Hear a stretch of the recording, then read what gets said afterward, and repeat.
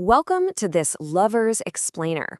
Today, we're diving right into a pattern that, honestly, so many of us experience, usually without even thinking about it.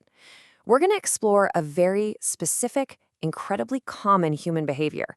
You know that moment when you find yourself staring at your phone, checking a profile, a message thread, or a status, even when you're almost entirely certain that absolutely nothing has updated? Yeah, this repeated physical motion. We do it almost automatically, sometimes dozens of times a day. You unlock the screen, you open the app, you search for the name or the chat, you see there's no new message, no new post, and you close it. The whole thing takes maybe 3 seconds, right? It's a habit so ingrained in our daily lives that it literally feels like a reflex. It's kind of like opening the fridge when you aren't actually hungry. So, this brings us to the psychological mystery we're unraveling today. What's the hidden drive behind this cycle? Because think about it. If your logical brain knows that only 5 minutes have passed since you last checked, and you know for a fact there's no new information, what exactly is driving your hand to pick up that phone again? What are you actually checking for? Well, we often fall for the illusion of information. On the surface, our brain tells us we're just looking for updates. Is there something new? But if we dig a little deeper, psychological intelligence tells us we're often looking for emotional safety. We're actually asking really profound, vulnerable questions like, do I matter to this person? Am I safe in this relationship? What does this silence mean? We're basically using a digital tool to try and answer a deeply human emotional question. And the crazy thing is, that same brief action of checking a screen can serve so many different hidden emotional rewards. It can keep hope alive or offer a momentary escape from just not knowing. Sometimes you're seeking reassurance. Other times you want proof of being remembered, or just a fleeting feeling of proximity to someone who feels far away. And sometimes it's just about getting temporary relief from the anxiety of uncertainty. The action is always the same, but the hidden reward you're chasing can shift from moment to moment. Notice how a simple cue, like a notification or even a long stretch of silence, triggers this entire cycle. It starts with that cue, which creates an internal urge. That urge then drives the physical check, which delivers a result. And here is the really fascinating part. Depending on the result, the brain learns that when uncertainty appears, checking is the immediate response. So the loop just reinforces itself over and over again. To truly understand how this pattern activates you, we need to map out the 4 systems of this checking loop. So let's take a quick look at the lover's pattern map. The cycle definitely doesn't start with the op itself. It starts with a trigger, an internal activation. This could be a sudden wave of longing, a spike of uncertainty, or sometimes just the deafening sound of silence. Maybe you're feeling a bit lonely, or you just saw something that reminded you of a certain person. Sometimes the trigger is just plain boredom or an ambient hum of anxiety. But whatever it is, this is the spark that sets the whole psychological engine in motion. Moving into the heart's system, we can see the core motivation, what you deeply want in that exact moment of vulnerability. Hearts is all about desire and longing. It's that inner voice saying, I just want some contact, or I need some certainty right now, or I really want evidence that things are okay. And hey, this is a completely natural, fundamental human drive for connection and security. Meanwhile, the spade system represents protection. It acts as a shield against what feels incredibly unsafe, like the fear of being left behind. If hearts is what we want, spades is what we're terrified of. It's your defensive reflex. When you check a profile, your spade system might be trying to protect you from the sudden, jarring shock of being replaced, excluded, or simply forgotten.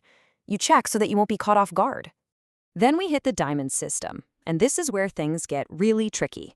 Because this is where we assign massive personal meaning to tiny, insignificant digital breadcrumbs, like timestamps or new follows. The diamond system is the meaning maker. It takes a completely neutral piece of data, like a green dot showing someone is online, or the fact that they liked a specific photo, and it spins it into an entire complex narrative about your worth and their intentions. Finally, we have the club system. This is the actual behavior you observe, the scrolling, refreshing, and comparing that happens on the screen. This is literally the only part of the loop that anyone else can actually see. It's the physical manifestation of all that internal activation from your hearts, spades, and diamonds. You open the profile, you reread old chats for the 10th time today, you refresh the feed. So the absolutely crucial point here is the stark contrast between the short-term feeling of doing something and the long-term consequence of continued emotional exposure. In the immediate seconds after you check, you might feel a brief flash of relief or a simulated sense of closeness. It feels productive, right? But the long-term consequence is that your brain stays locked in a state of hypervigilance. The rumination is renewed and the emotional distress just continues. Think about the 4 possible outcomes of checking. Notice how absolutely every single one of them, even finding nothing at all, restarts the exact same loop. If there's nothing new, you feel brief disappointment, but your brain says, well, I'll just check again in an hour. If you find comforting info, it feels great, which heavily reinforces checking again tomorrow. Painful info causes shock and usually leads to more investigation. And ambiguous info, that just kicks your diamond's meaning-making system into overdrive, leading to deep rumination. It's like a casino. The house always wins and the loop always continues. Here's a great example. When you see a new photo or maybe a newly added song on their playlist, the check hasn't created clarity. It's merely created more interpretive material to obsess over. You might spend the next 3 hours wondering, why did they post that specific song? Is it about me? Is it about someone else? You went looking for a solid answer, but all you actually found was a brand new puzzle. Now, research on post-breakup surveillance does show clear associations with distress, but we really need to view these findings with scientific caution. A well-known 2012 study by Marshall found that people who engaged in greater surveillance of an ex-partner's Facebook profile experienced greater breakup distress, more negative feelings, and less personal growth. It is a powerful finding for sure, and it perfectly captures the heavy toll this loop takes on us. However, it is absolutely vital to understand that observational studies do not prove simple causation. The urge to check and the feeling of distress often feed each other simultaneously. We can't simply say checking causes depression. It's highly likely that people who are already deeply distressed are the ones who feel the strongest urge to check. The relationship runs in both directions. The distress causes the checking, and the checking prolongs the distress. So how do we stop it? If you want to interrupt this pattern, the evidence suggests introducing a pause to name the exact emotional question you're trying to answer before you even open the app. This is your intervention point. When you feel that urge, that trigger, don't just let your thumb automatically open the app. Stop. Take one breath and ask yourself out loud, what is the actual question I'm trying to answer right now? Because when you ask yourself this, you'll almost always find that the online evidence simply cannot provide the durable trust or safety you're looking for. If your actual deeper question is, am I still lovable, or are they truly committed to me, a timestamp on a messaging app is never, ever going to answer that for you. It might give you a fleeting distraction, but it cannot give you the truth. On the surface, the physical behavior looks like a logical search for new information.